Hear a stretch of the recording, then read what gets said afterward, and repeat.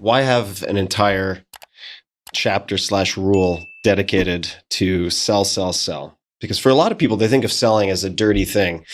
I don't happen to think of it that way. But why is this so critical that sell would be one of the primary sections in the book? You can imagine the reason why I called it sell is because it does raise eyebrows. Right? It does make people say, wait a minute, selling normally is a no-no. I mean, if you think about it, that most of the actors in the 70s and 80s refused to sell their movies. They said, this is not my job. I'm an artist. I don't sell. I'm not a salesman out there and all this stuff. And this was my strength because I studied selling when I was in career education. I started to be a salesman. And so I realized then the importance of selling, that no matter what you have, if you have a podcast, if you have a movie, if you have a painting, if you have a car, a technology, a medicine, whatever it is, if people don't know about it, you have nothing. Mm-hmm. The more people that know about your product or about your talent, the more you can go and be successful.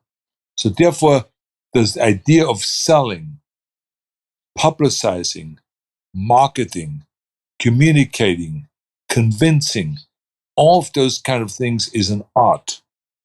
And there's art agencies that make millions and millions of dollars to just figure out what the language should be in order to really sell to the right people and have the right customers and sell a product the right way. So it's an art to do that. And I've learned it way back when I was 15 years old and I learned how to sell.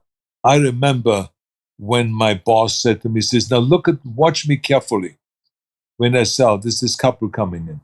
So this couple comes in and they want to do, I worked in a store that had, wood products, and it was like a lumber yard. It was kind of like a hardware store type of a thing. So this couple comes in and they wanted to have tiles. And so immediately the guy started talking, my boss started talking to the guy and said, what kind of tiles do you want? Do you want the black tiles or pink tiles or white tiles? And the guy said, well, I don't know. So the woman said, we want white tiles. And for the bathroom, we want to have pink tiles. And so the guy looked at her and says, okay, fine, let me take you over there. He said, how much space, how much tile do you need? Again, the man didn't answer and the woman answered. And she says, I need something. I've written down the measurements here. I need 2 meters by 1.80 meters tall and blah, blah, blah. And so the guy then all of a sudden realized that she's the customer. So he started really paying attention to her and asking all the questions and taking around, but included him also. And then on the end, when they were satisfied and we wrote up the order and we then told them that they will be all delivered on Thursday, he came to me after they left. They said, so what did you learn? I said, that you really sold the tiles well and the colors and the difference between real tiles and fake tiles and all this. He says, no, but there was one other thing.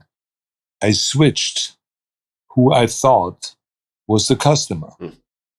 He says, she was the customer, not him. He paid for it, but she was the customer. So I had to talk and address her because that was the important thing. She needed to be convinced. So I had to sell to her.